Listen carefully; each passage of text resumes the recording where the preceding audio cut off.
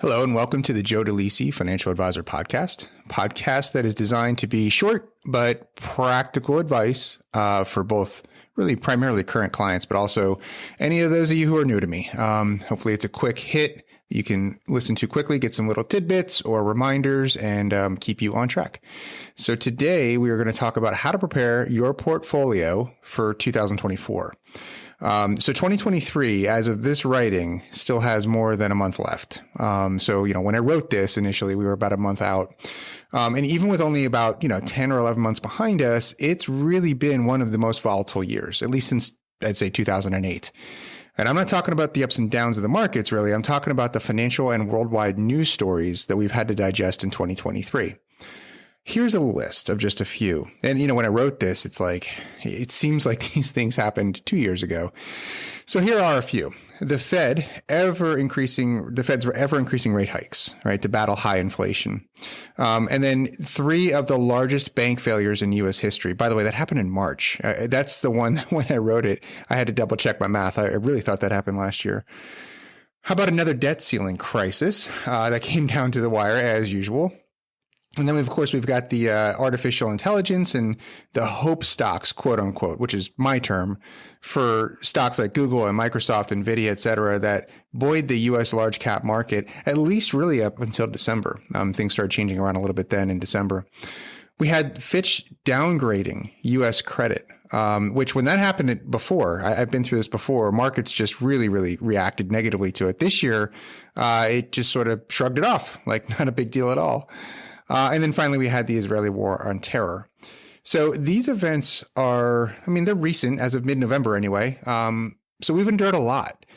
For my part, I've done my best really to keep you up to speed on what's going on, what might make me worry, and what we should do differently, and how I think about your portfolios and how they're poised to maybe deal with these news cycles. So before I begin to speak about 2024, I want to just take a second and really personally thank every single client I have, because I was sitting, I do this a lot. I kind of sit down and I make a list of the people who I think might be in danger of, I don't want to say panic, but, significant worry, we'll say. And so I make sure that they, we don't lose them, that they don't lose track of where they're at.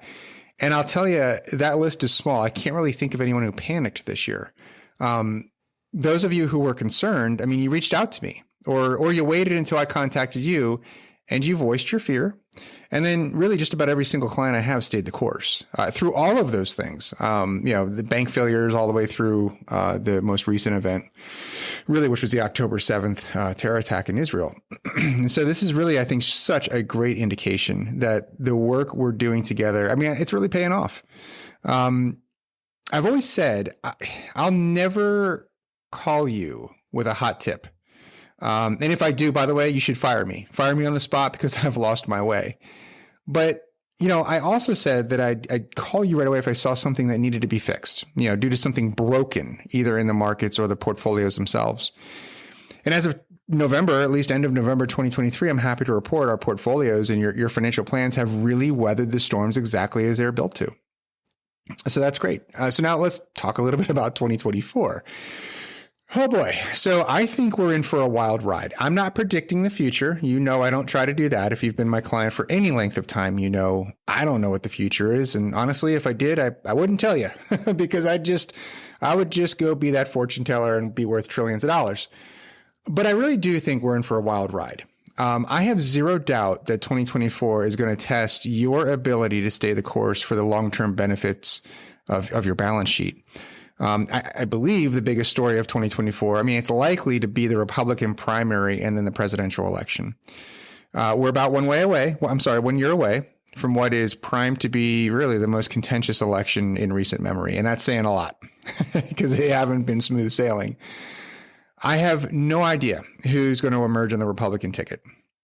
I'm not sure who will be on the Democrat ticket. And therein lies one of our first challenges. So 2024 will likely be dominated by news stories about former President Trump's legal fights, as well as his attempt to regain the Republican nomination and ultimately regain the White House.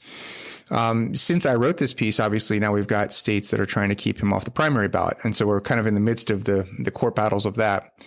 But just as likely, We will also be inundated with conjecture over President Biden's health and whether he will be the nominee, and if not, who will. So, this will all come to the forefront while pushing to the background things like corporate real estate defaults, very sticky inflation, rising debt, and a Congress unable or unwilling to work across the aisle. And this is a recipe for disaster, but not in the way you might think. The thing we should all be watching out for is the media's religion of if it bleeds, it leads. No network, no anchor, no radio host is to be blindly followed ever, but especially not in 2024. I think 2024 will be a year of clickbait. The media smell blood in the water, and their job is to get your attention and turn that attention to money in their pocket. Really, the easiest way to your attention is to predict doom. And that doom will likely be in the form of financial news that will really test your resolve. Okay, so what do we do about it? Well, we do the same thing we've done for the last 25 years that I've been advising my clients. On the portfolio side of things, we continue to tilt portfolios to where risk pays premiums to us in the form of return. We then rebalance. We rebalance to those risks as the opportunity presents itself. Now, this sounds like jargon, but it's not. What we do when we rebalance is we basically force human behavior to operate the way we know we're supposed to be, right? This is going to force us to buy low and sell high, even when we don't want to, because headlines are going to be scary. We're not going to want to do that. On the cash flow side, we will continue to save at least 20% of our income. That's the target for all of our clients and something we can control. We can't control what 2024 returns are going to be, but we absolutely can control the savings rate on our own balance sheet. Got to maintain significant cash reserves in high quality, short-term fixed income, as well as in the cash values of life insurance. And on the retirement side, we continue to look for opportunities to spend the income off the portfolio when markets are up, but also to be sure to use our cash reserves when markets are down. Now, we call this true liquidity. Those of you who are in retirement, you've seen this calculator, by the way. We've kind of walked through it. It's what we look at the end of every year. Beyond that, and this is going to sound so simplistic, but honestly, it's the hardest part. Beyond all of that, we simply behave. There will never be panic coming from me. I will not be the weak link on your balance sheet. I'm also not living in a bubble. I see what's going on in the world. And my job, as I've stated before, is to quote unquote worry for you. Trust me, I do enough worrying for all of us. This is all I do all day long. I look at markets, I look at economies, I look at what's going on. I try to digest it from your perspective and mine. But, let me do my job and continue to keep you informed of what you need to know and when you need to know it. And for your part, I ask you, please reach out to me with questions or concerns.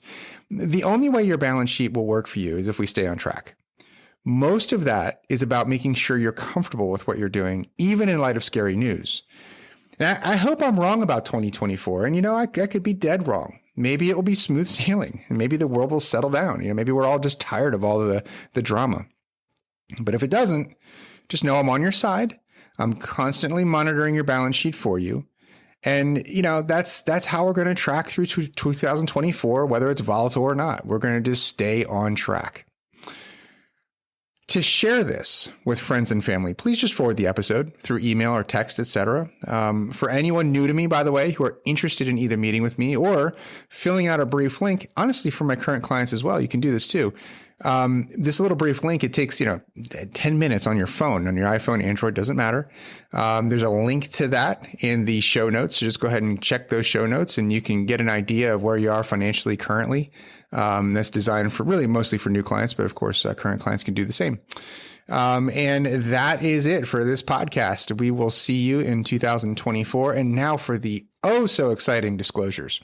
Joseph DeLisi is a registered representative and financial advisor of Park Avenue Securities, LLC, OSJ 5280 Carroll Canyon Road, 300 San Diego, California, 92121 619 648 Securities products and advisory services offered through PAS, member FINRA, SIPC. Financial representative of the Guardian Life Insurance Company of America, Guardian, New York, New York. PAS is a wholly owned subsidiary of Guardian. Westpac Wealth Partners, LLC is not an affiliate or subsidiary of PAS or Guardian. Insurance products offered through Westpac Wealth Partners and Insurance Services, LLC, a DBA of Westpac Wealth Partners, LLC. CA Insurance License number 0D34103. This podcast is for informational purposes only and is not to be construed as tax, legal, or investment advice. Although the information has been gathered from sources believed to be reliable, please note that individual situations can vary. Therefore, the information should be relied upon only when coordinated with individual professional advice. Guardian, its subsidiaries, agents, and employees do not provide tax, legal, or accounting advice. Guardian and its subsidiaries do not issue or advise with regard to mortgages, property and casualty insurance, and/or car insurance. Consult your tax, legal, or accounting professional regarding your individual situation. All investments and investment strategies contain risk and may lose value. Diversification does not guarantee profit or protect against market loss. Equities may decline in value due to both real and perceived general market, economic, and industry conditions. Investing in securities of smaller companies tends to be more volatile and less liquid than securities of largest companies. Investing in the bond market is subject to certain risks, including market, interest rate, issuer, credit, and inflation risk. This material is intended for general use. By providing this content, Park Avenue Securities LLC and your financial representative are not undertaking to provide investment advice or make a recommendation for a specific individual or situation, or to otherwise act in a fiduciary capacity. Past performance is not a guarantee of future results. Indices are unmanaged and one cannot invest directly in an index. 8687682.1 expires January 2028.